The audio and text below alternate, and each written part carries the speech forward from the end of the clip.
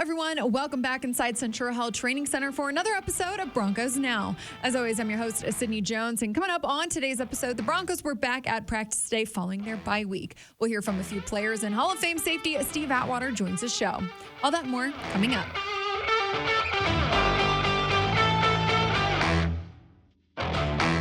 Looking at the top news coming out of Centura Hall Training Center today, the Denver Broncos announced plans to build a brand new state-of-the-art training facility and team headquarters. The project is expected to begin this spring and should be completed ahead of the 2026 NFL season. Both cornerback Pat Surtain and guard Quinn Miners spoke today and talked about what a new facility would mean for this team. It's a testament to the ownership group and how much they value us and how much, they're invested in towards the team and making sure the players get the best of the best. And, a big shout out goes to them for, starting that structure and starting that building phase. So, that's a big thing that we got going on for the future, and I'm very excited for it. It looks incredible. This the ownership group has been nothing short of incredible here. They've consistently invested in not only us as the players, but also with the fan experience at the stadium. So, it is incredible to have the continued, support from our ownership group. The pictures look look really cool, and I can't even imagine what it's going to look like because, it's a very massive project.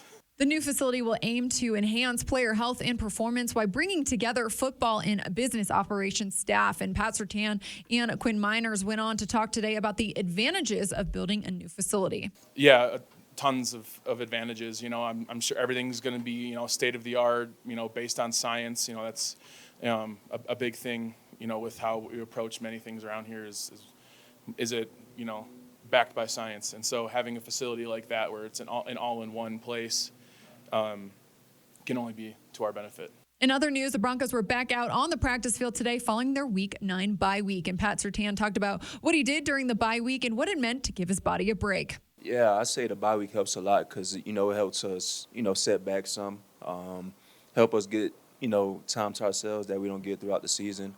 And, it gives us time to really rest our bodies and sort of, just take some time to yourself and enjoy yourself. So that's the biggest thing in the bye week. Yeah, I feel like everybody feels like rejuvenated. Obviously, it's a long season, but, to have that bye week in the middle of the season helps a lot because we know the stretch that we have ahead going further along the season. So I think having a bye week in this particular time helps a lot. And looking ahead to their Monday night game versus the Bills, Pat Surtain talked about what he's seen on tape from Bills quarterback Josh Allen and the challenge that offense presents. I think he has all the intangibles, the tools. He makes every throw on the field.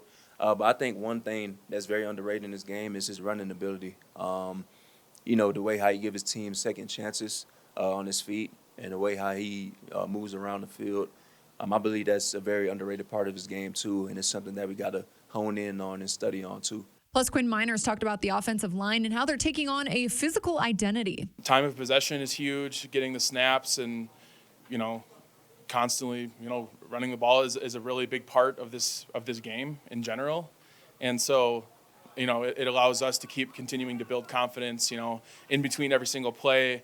As a group on the O-line, we're talking about how the combos felt or, hey, if he's doing this, let's do that. It's a constant game, in the trenches. And so it's been a lot of fun to work through those together. Now joining me here in the Broncos podcast studio for today's episode of Broncos Now is Hall of Famer, Mr. Steve Atwater. Steve, what's going on? Thanks for joining the show. How you doing? Thanks for having me on again. Of course. Welcome back. Back from the bye week. Had a little hiatus. I know. How was it? Did you get some time to relax? Yeah, I did got a little time to relax and enjoyed the weekend. Got a few things done around the house. Didn't get away. I planned on going to the mountains, but I botched those plans. I got to apologize to my wife for that. I stayed in town, too. It was nice just to hang out and do nothing. Just relax. Good. That's good.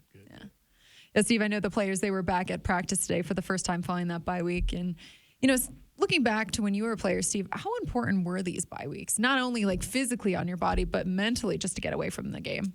Yeah, people have had this bye week on their schedules since the season started. Yeah. Because they knew that, hey, by this week 9, week 10, hey, we're going to be exhausted. For sure. I know that's the case of the players having played the preseason games and the regular season games and all the practices, all the meetings, get a chance to unwind. And I hear that Sean Payton, he let the guys go like after Monday. Yeah, and so last they got week. almost a full week off. And I don't know if I ever got that many days off in advance right at the bye week, but I'm sure the guys enjoyed it, and hopefully they got their minds right and they're ready to come back and pick up where they left off. Do you feel like, thinking back to when you were a player, Steve, can you feel the difference on your body after a week of course, not going through practice, not having a game? Like the soreness just kind of goes away, and 100%. And hopefully the guys feel brand new. They got a massage or got a chiropractic treatment or something just to get all the kinks out and get back to just a little bit more healthy. Because each game that you play, I think it puts that wear and tear on your body. You're a little less healthy and a little more sore.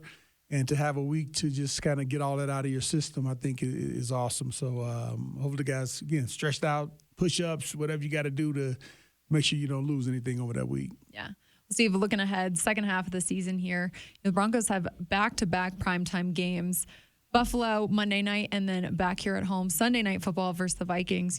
What kind of opportunity do you think this really presents for the team having these primetime games and as they, continue to build momentum off their previous couple wins? It's a premium opportunity. Yeah. Everything that the guys have talked about in training camp, the guys, the coaches, everybody, that they've been talking about since training camp that they want to do. It's right here. It's right within their grasp, and they control their own destiny.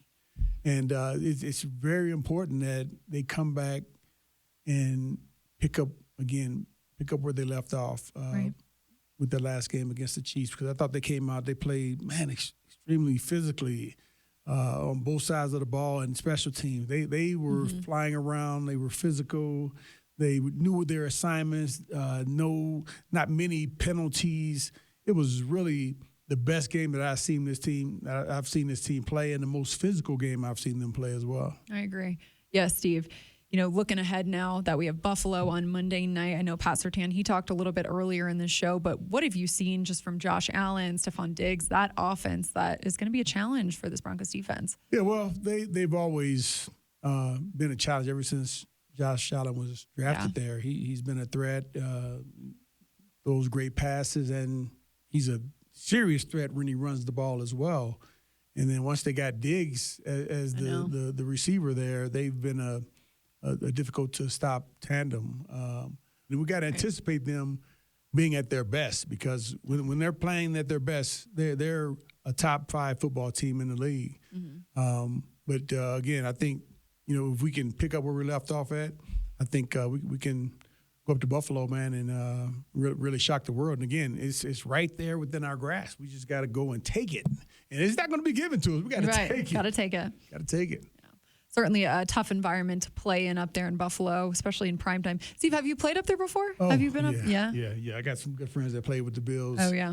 Back in the day. And I remember Tyrone Braxton, he was sitting on the bench. We were, offense was on the field, and it had snowed, and someone threw a snowball and, hit him on his back, and he was, oh, man. Like one of the fans? Yes, a fan threw a snowball and hit him on his back, and we were laughing, and it was all good. He wasn't really hurt, but they got his attention. Yeah. Well, I don't think it's going to snow on Monday. It's going to be cold, but I don't think snow's in the forecast, so that's at least good. That's always good, especially in Buffalo, because it can drop 6-7 inches in a heartbeat. Yeah.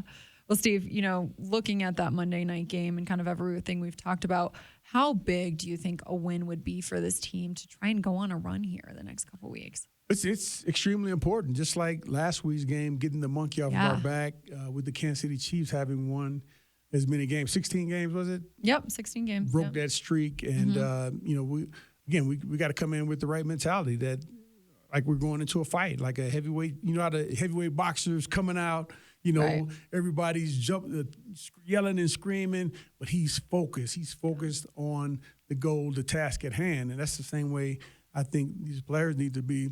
Got to be ready, because it's going to be a battle. It's not going to be easy, but we've proven that we can play with top-tier teams. We beat the Super Bowl champions from last year, and that should have given us a lot of confidence. But at the same time, we can't take it for granted that it's going to be like it was against the Chiefs. So we got to be ready to play hard, just as hard as we played against the Chiefs this game. Well, we still got a whole week to prepare for that. Steve, in other news, the Broncos announced today that they're building a brand new state-of-the-art training center and team headquarters here coming spring of 2026. Really exciting stuff. I don't know if you've seen the pictures, but they look great. I have seen the pictures, and man, I remember when this building wasn't here. This building that we're in now. Oh, the IPF wasn't here, right? Yes, it wasn't here, and we had a bubble that was just, what is it, north? Is that right? Yeah, north of where the complex is. Oh, yeah. And that's where the weight room is now. Mm-hmm. But so everything has changed over the years. You've seen it all. Yeah, I've seen it all. Yeah, because I was here when they first built this complex. I practiced up at the off of 58th my first year. Right. Yeah, back when I was over there. And so it's beautiful facilities down here. Mm-hmm. The growth down here has been tremendous. I think we have a great space for it. And the Walton Penner Ownership Group and the Monty Leach and leadership team, they've done an amazing job of, really, they're so far ahead. I don't know how they got all that done this quickly. I know. To be at this phase, but they've gotten a lot done. And they're not hesitating. They're not taking their time. They're getting busy, and I love it. And I think that Broncos fans they're going to love the new facility when they come out for training camp. Oh, yeah. Well, I mean, it's going to be a few years. It's going to be a few years, but man, it gives everybody something to look forward to, and it's great for the players. Yeah, I was going to say, you can tell that this ownership group is really investing in the players and the people in this organization. They want to build the best facility here for this team. Yeah, and they're going to have 21,000 extra square feet of space. That's amazing. I think the guys right now, it's a beautiful facility as it is. Mm-hmm. But again, this ownership team is top tier, and they want everything to be the best. And I love that they're providing that for the players and the players in turn, because I know Mr. Bolin, he was that same way when he was alive. Yeah, and they just made us appreciate everything just that much more, and made us go out and play harder and just leave it out there on the field when you know that your ownership team just really cares about you. So it's a beautiful thing. Yeah, I know construction is supposed to be done ahead of the 2026 NFL season. So like you said, it'll be a few years, but it'll be really exciting when it is done. Steve, appreciate you joining the show today. Pleasure as always. Always. Thank you, Sid. I appreciate you. Go Broncos. Well, that'll do it for today's episode of Broncos Now, Broncos Country. Thanks so much for tuning in. I'll meet you right back here on the Broncos Podcast Network and YouTube on Thursday, as tomorrow will be a player day off. I'll see you all then.